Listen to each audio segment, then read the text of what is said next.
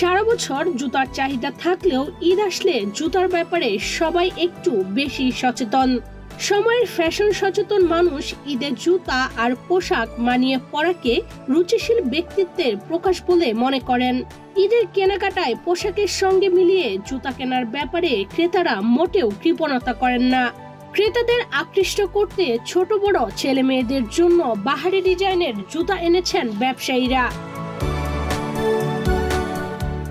মধ্যবিত্ত ক্রেতাদের কেনাকাটায় আরামদায়ক ফুলবাড়িয়া সহ আশেপাশের মার্কেট, এখানে অসংখ্য পাইকারি জুতার দোকান রয়েছে। ঈদ সামনে রেখে ক্রেতাদের আকর্ষণ বাড়াতে জুতার পসরা সাজিয়ে বসেছেন ব্যবসায়ীরা। শবে বরাতের পর থেকে তৃতীয় রমজান পর্যন্ত বিক্রি বেড়েছে বলে জানিয়েছেন ব্যবসায়ীরা। এখন কয়েকদিন খারাপ যাচ্ছে, কারণ আমাদের প্রতি বছরই 1 রোজা থেকে 5 রোজা পর্যন্ত একটু খারাপ যায়, তারপর আবার ঠিক হয়ে যায়। শবের পর থেকে মোটামুটি আলহামদুলিল্লাহ আমাদের বেচাকেনা টুকটাক বাড়তেছে। আশা করি ইনশাল্লাহ আগামী এই রমজান মাস উপলক্ষে আর একটু বেচাকেনা বাড়বে ইনশাল্লাহ।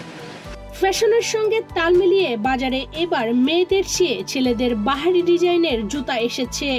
ফ্যাশনেবল ফর্মাল শু থেকে শুরু করে পাঞ্জাবির সঙ্গে পরার জন্য সিম্পল টাইটের স্যান্ডেল সবই রয়েছে বাজারে। দাম সম্পর্কে আমাদের হোলসেল হলে আমরা লাভ করেছি 5 টাকা, 10 টাকা, 20 টাকা। আমাদের হোলসেল হয়েছে জর্ডান হাইস্ট মাল আছে, যেটা অরিজিনালটা, এটা মাল হয় 2400 টাকা হাইস্ট। আর যেটা সবচেয়ে একটু লো কোয়ালিটি, এটা 1500 টাকা হয়, যেটা হোলসেল আমাদের কাছে। আর রিটেলে তো অর্ডার দিয়ে যাদের যার মতো বিক্রি করে। আর নাইকের মাল আমাদের কাছে 1000 থেকে নিয়ে প্রায় 2500 পর্যন্ত হয়। এগুলি হচ্ছে হোলসেল রেট। আর রিটেলরা তো এক এক সময় এক এক বিক্রি করে, ওরা যেরকম প্রাইস পায় এরকমই বিক্রি। ঈদকে সামনে রেখে বাজারে আসা এসব জুতা ক্রেতাদের আকর্ষণ বাড়াবে।